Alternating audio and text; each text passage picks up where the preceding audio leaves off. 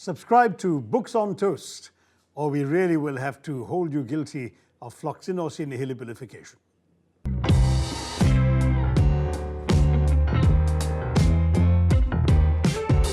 Well, hello there, and a very, very happy new year to everybody watching. This is our first video of the year, and we are kicking it off with a very special interview.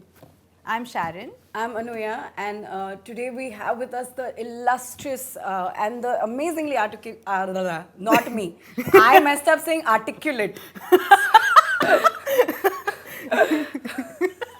It's okay. The very articulate Dr. Shashi Tharoor.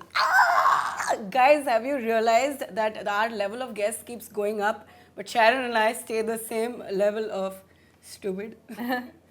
In fact, this morning... You should be very kind to you. No, both of us. We're both dumb. It's all good. We know it and we accept it. Okay. And this morning, when I was doing my morning ablutions, I was like, wow, I get to meet Dr. Shashi Tharoor today. What a great life I have.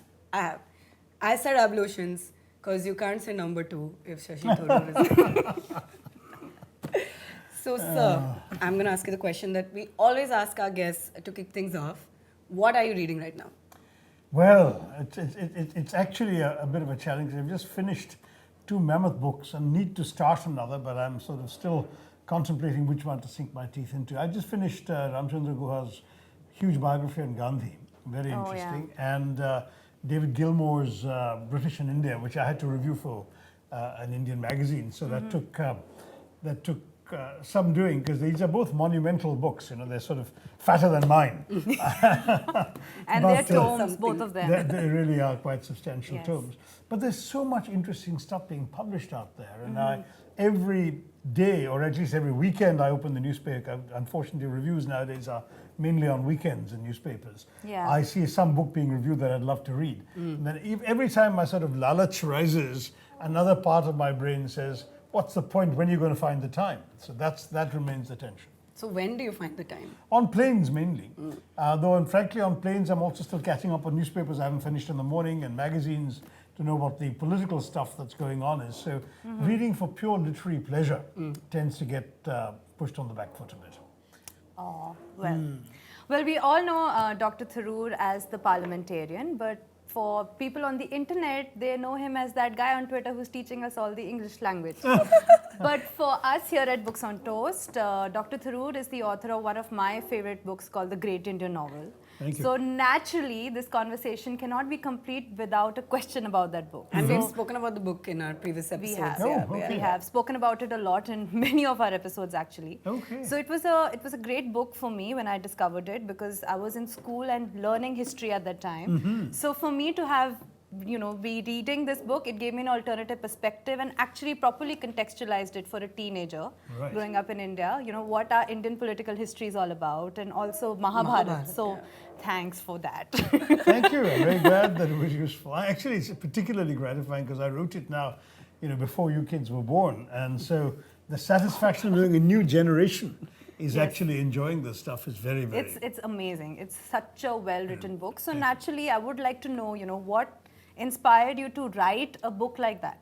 Well, the Mahabharata, actually. The fact is I was kicking ideas around in my head anyway, sort of casually. I had a full-time job and writing was confined to evenings and weekends. In those days, I still had weekends a bit. I happened to be reading yet another translation. I'd read many, but there was a marvelous 1-volume translation by Professor P. Lal of Calcutta, which he called a transcreation of the Mahabharata. And it struck me, my gosh, this reads like a contemporary novel. It's just that it's set 2,000 years ago and the characters are, have slightly heavy names to lift, as it were. But this is actually a set of issues, characters, motivations, behaviors that could be today. And then I started reading more about the Mahabharata, and it struck me, for 800 years, from roughly 400 BC to 400 AD, the story kept being told and retold, various interpolations, various versions. And I said, why do we stop retelling it? So I said, what happened if we never stop retelling it? And somebody in the 20th century was retelling the Mahabharata from the point of view of the great events of his day. And that's what suddenly gave me the idea. After all, Ved Vyas is the sage who's dictating to our elephant-headed god, Ganapati or Ganesh. I decided to have a cantankerous old politician in his retirement, in his dotage and in his anecdotage, dictating to a South Indian secretary called Ganapati, who of course comes in to stay with him, dragging his enormous trunk behind him. Yes. So English puns gave me an opportunity Yes, to of course. As they do all satirize of some us. of these. And then I also chose satire Yes. because, frankly, the story of the freedom struggle has been told and retold many times. The Mahabharata has been told and retold many times. What's new? And so I thought by giving it satirical treatment, I would actually be able to cast the light of one upon the other in a more original way than if it was a straightforward story. And so I embarked on that course. For a book that has done so well and has captured people's imagination to that level, so naturally, is there a sequel in the works? Because it really is the kind of book that we deserve a sequul of. My answer to that is don't spoil the magic. Right? That book It's a teaser. stands in its own right. Okay. In many ways, I don't know how many mothers there are watching this, but writing or producing a book is rather like producing a baby. And once you've done all the hard work and nourished it and brought it out into the world, ultimately that baby's got to stand on his or her own feet and walk into the world.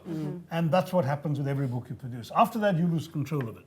Now, to try and call it back and want to clone it again is not quite the thing I think I should be doing. Fair enough. And as you know, I've now published 18 books and every single one of them is different from the next. Yeah. There are no two books that are really identical.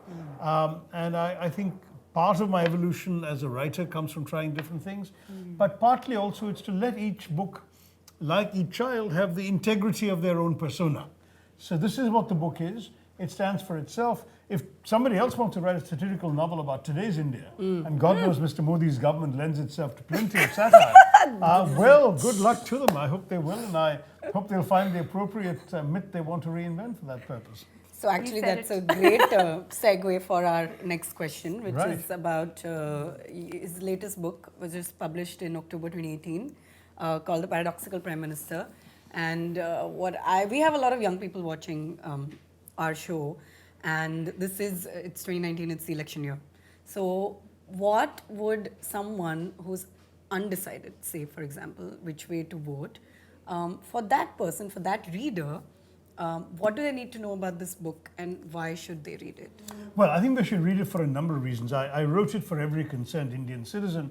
And while it's easy for people to say, oh, this is a Congress MP, so just an attack, actually, I've also got my own credibility as a writer to stand up behind. So I was very careful to write as balanced and detailed an account as I could. The first 70 odd pages, 80 pages of the book are an extended profile of the man. And I deal with all the issues that people admire about him. So I'm not actually just doing a hatchet job. It's very much, and I personally admire the rising up from very hard scrabble upbringings. He had a tough life. I mean, very few of your watchers, I'm sure, have had to sell tea at a railway station, right? And this is somebody who's made his own future. And I think we should admire that because there's a lot to be said for that kind of drive, ambition, and hard work. And he's got it. But the book then, once you've talked about the life and where he's reached, talks about what he's done in these 4.5 years as Prime Minister. And when I wrote the book it was 4.5, we're now heading towards 5. And I'm afraid it's been a tale of unmitigated disaster. Now, again, if people are inclined to say, why would we believe that, that's just a congressman saying, that's why this is a fat book. Because it is a detailed, substantial and substantiated takedown of the errors of the government. There is a section called the Modification of India, which is all about how in many ways the essential nature of our country has been sought to be changed by this government and its policies. There's a section on governance. Remember, this is the man who told us minimum government, maximum governance, and we got the opposite. We now have the most centralized Prime Minister's office since the emergency. And what we're seeing now is actually decisions pending in every ministry because the Prime Minister's office has to clear everything of consequence, including every appointment, every vacancy in the government. It's really insane. And then you've got a section on economics, which I've written for a layman. I've never been very fond of economics, but it's so important because it affects all our lives. And so there's a lengthy section on demonetization and everything else. And finally, there's a section on foreign policy because many people wrongly think that the photographs from around the world Mr. Modi's jet-setting trips mean that India is doing well around the world. Sadly, our press around the world has never been worse. So given all, since the emergency, so given all of this, I would say that we're looking at a situation in which we've had a Prime Minister and a government that have done incalculable damage. And I believe that any person who reads this book will say, God, how can we give them a second opportunity to wreck this country even further? That is basically what the issue is all about. And as far as I'm concerned, and going forward, I think that that this book will stand not only as something people should read before deciding how to vote in the elections. I hope that even after the elections, whatever the outcome, it will stand as a sort of monument to these 4.5 years of misrule. Okay. Yeah, Congratulations on your upcoming book, though. Thanks. 3 states. of course. That's a good one.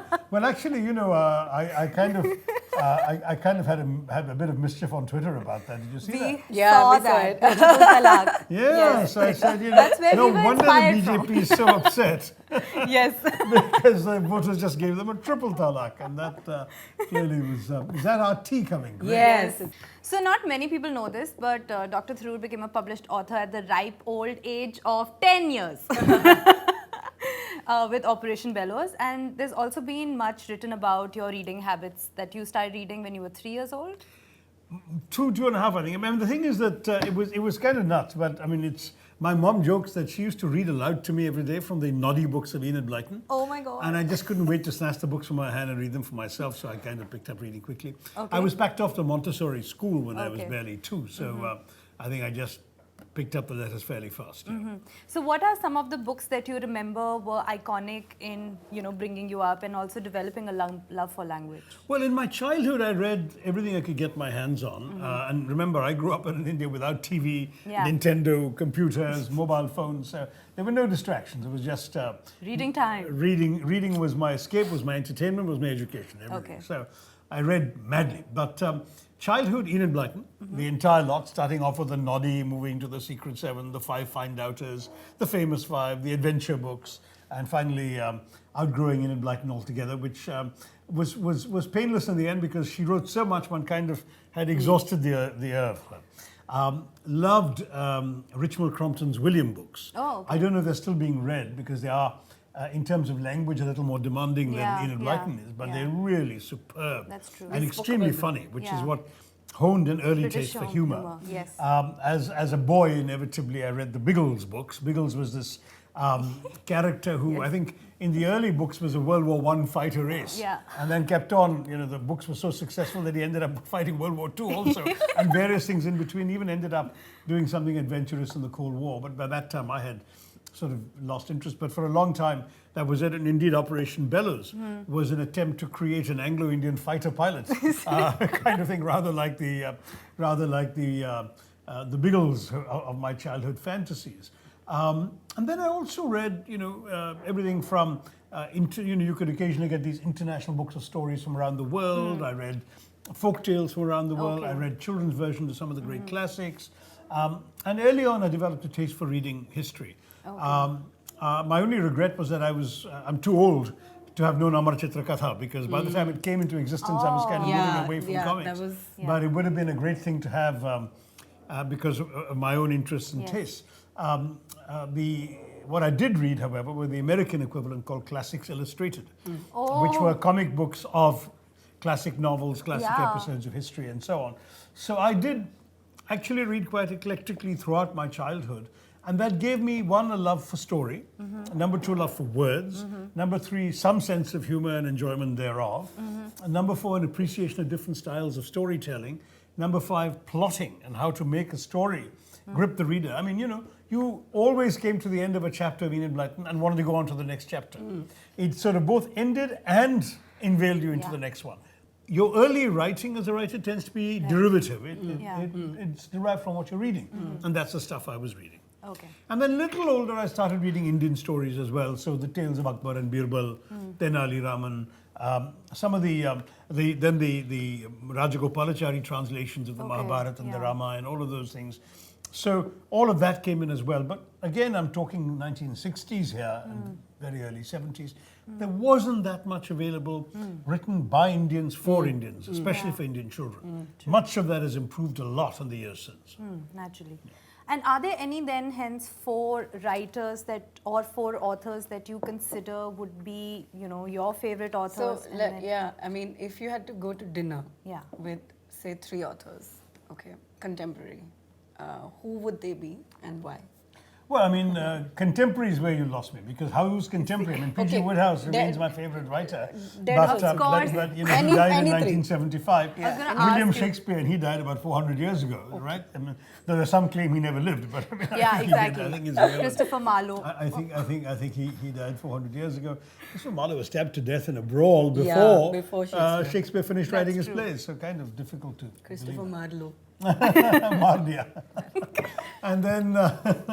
And then you've got look, I mean, I'm privileged that literally contemporary writers are the ones I don't need to fantasize about, because I've met most of them in literary festivals and public occasions and so on. It's really the ones whom one can't meet, who are really gone, who you want to turn back and say, gosh, what would it have been like? So who are those? Talking to someone like him.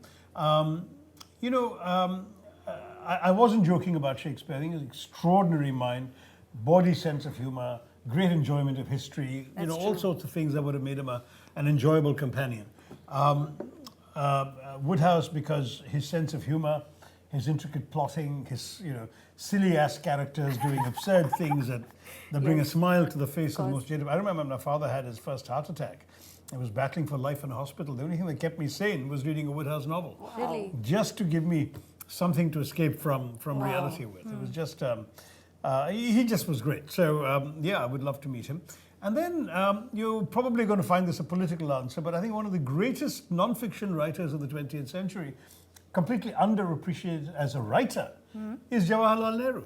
Really? I mean, if you read the stuff the guy wrote, Discovery of India, his own autobiography, his glimpses of world history, often without any research material available, no reference library in the prisons he was locked. He only wrote in prison. When he was out of prison, he was too busy to write. So he was writing in jail, and he spent 11 years of his life in jail and produced 6 or 7 really masterpiece books. That's amazing. Which I think people should really... I did one essay for a magazine called The Week on Nehru the writer. And I think that if you really want to talk about some of the terrific non-fiction books of political ideas in the English language, not just in India, in the 20th century, Nehru would be right up there on the top. Okay, super. Okay, so one question I had was about your writing in general, that you're a true satirist. It comes across not just in your fiction, but even in your non-fiction. And this, of course, show business, which again was like a brilliant satire on Bollywood, which was superb, I thought. Thank you. If somebody were to attempt a satire on your life, what do you think it will be about? And what would it be called? Look, since I'm not going to attempt a satire in my life, Clearly, you can't. I can't. You'll have to find somebody else to do it. I don't know. I mean, the man with 2 horoscopes, perhaps, because I was born in London, and my parents had some Malayali doctor there cast a horoscope for me. Oh, really? And news of my birth was conveyed back to the ancestral village, and the family Jyotish, as it were, cast a horoscope. And the 2 don't match at all. So I've been joking that ever since I've had 2 destinies.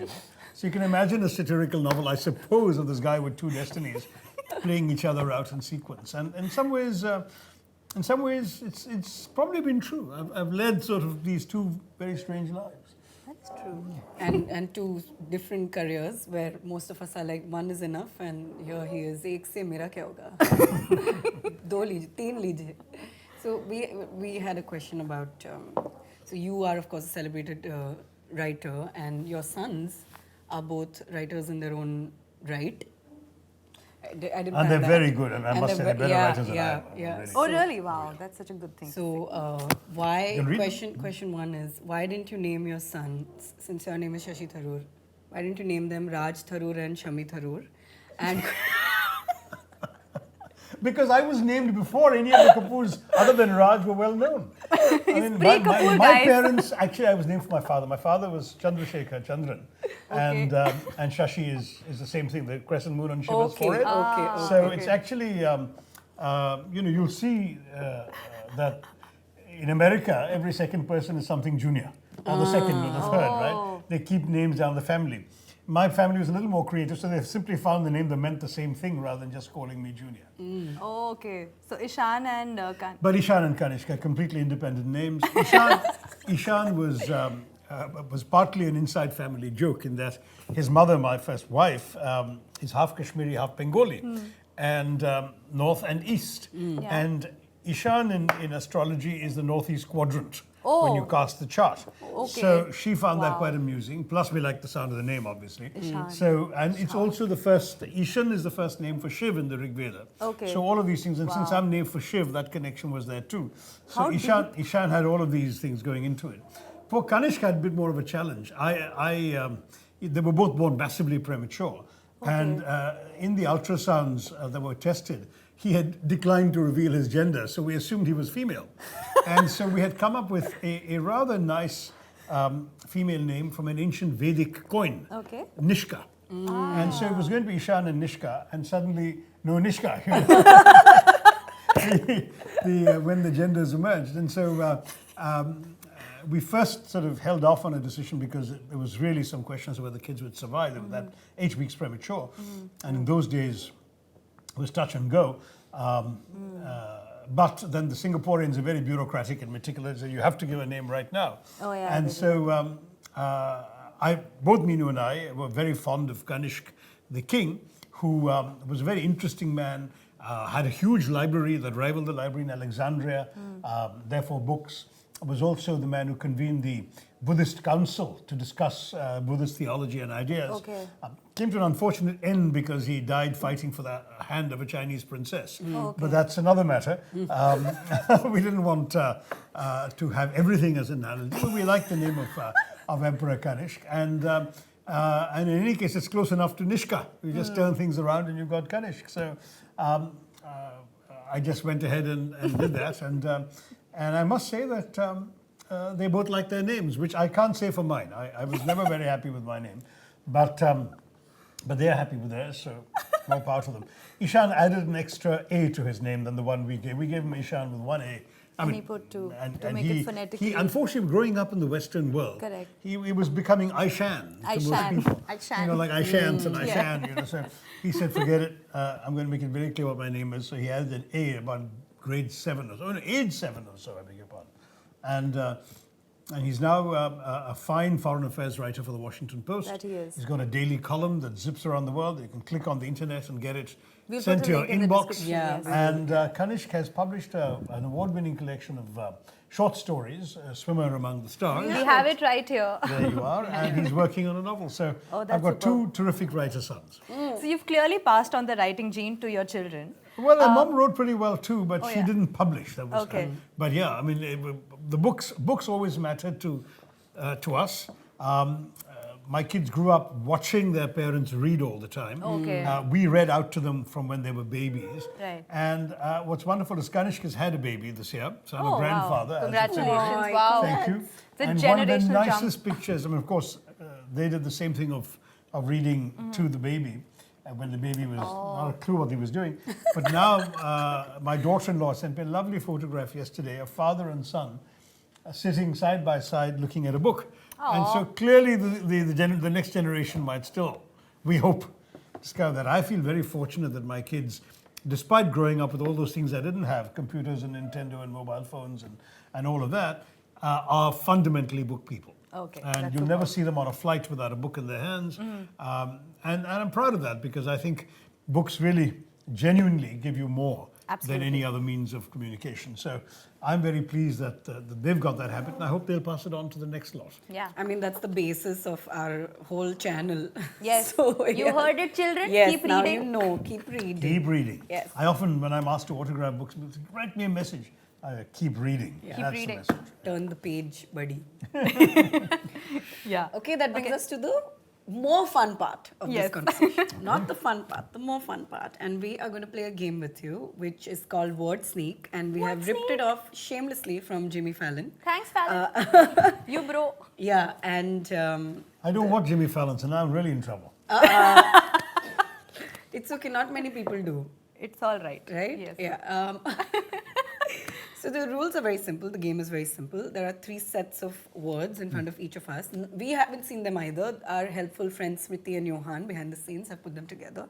And the idea is to pick up one of these cue cards, see what the word is, and then use it in conversation as naturally as possible. So you can't force it. You can't suddenly be like mangoes. You have to make it seem seamless. Okay? So sneak words into conversation. I That love will it. come, Yeah, come Yeah, at you. yeah, Yes. yeah, that's it. So, Okay. So we were gonna play Scrabble with him, but then we were like, A, we don't have the time. B, we will get lose. thrashed. Yes. Yeah, 100%. Yes. So we're like, let's do something that allows us to live with our dignity intact. Yes, thanks. I hope I can say the same at the end of the show. But all right, should we go? Okay. Okay. I think we should start a conversation and then sneak it in. Okay. Instead of. So the other day I was walking down the streets of Andheri, okay, which is my favorite thing, and I was looking around like coffee shops and stuff, and I'm like, it's been a while since I've had some coffee. Oh, I see. I walked in, and then they were like, "There's no coffee here because that's not a real thing." Right. Okay. And then. Well, I sort of, decided to give her some coffee face. So I was trying to cross the road to join the I cafe, see, and I see. a little bunny rabbit ran across. And I wondered what the bunny rabbit was doing here. And number one, why it was alone, because normally bunny rabbits only exist in the plural, right? Yeah, So they tend to reproduce in rather great speed. So, Well, however, clearly he was looking for Mrs. Bunny Rabbit. I don't know. Oh, I see. So, Okay. So then I think I met these guys when I was walking down that same road, and we thought, what is new in World? And World is like, there's a stand-up show happening in the basement of this one like weird cafe. And Dr. Tharoor had a free afternoon. Instead of reading, he thought maybe I should just like accompany them. Starts and go looking for at his watch. Yes, go accompany them for this show, and then he went up on stage and did this incredible performance, and it was just a mic drop moment right there. So that was like cool, yeah. And then So great stand-up comedian, Shashi Tharoor. Shashi Tharoor doing comedy is not that paradoxical. No. Because he's such a funny man and writes so much satire. I'm winning this game if there was a prize. But Next, Oh, over that's to you. supercalifragilisticexpialidocious. wow, That's well of said. course, Very impressive. of course. I think then I don't know how you will go back. Maybe we can get you an auto rickshaw later. Yes, and yes. Yeah, if you take an auto rickshaw and you get hungry on the way, make sure you stop by a sandwich store, but don't have anything with mayonnaise because that's like it can give you gas, so it's really bad for you. Really? Oh, Yeah, okay. I see. Yeah, no, I must say, whenever it comes to mayonnaise, I find myself indulging in floxinosinihilipilification. I just don't like mayonnaise. Okay. What is that? What does that okay, mean? okay. That means the act of estimating something as worthless, Oh! which is Okay, what of course, of mayonnaise course. is in my book. Yes, okay. And well, talking about mayonnaise, the sandwiches are great, and that's maybe one of the things that you should definitely have when you're watching the show called Fargo, because I don't know what Farrago means. It means a mixture of various things, which is exactly what this conversation has been Oh, like. I see. And that brings us to the end of this. Oh my God, I don't think we need to edit anything out. It has been a perfect episode on our channel. Thank you, Dr. Tharoor, for coming. Thank you. Very nice to meet you, very Anuya. much. Thank you so Sharon. much. Appreciate it. This was. Thank you all, and keep reading. Keep reading. Message. Share this video. You can share it right and you can share it left. Thanks. And also, leave comments in the comment section, because where else will you leave them? And let us know what you thought. Read The Paradoxical Prime Minister. Very important book for our times, especially now. और हमारे channel को subscribe Tharoor कीजिएगा.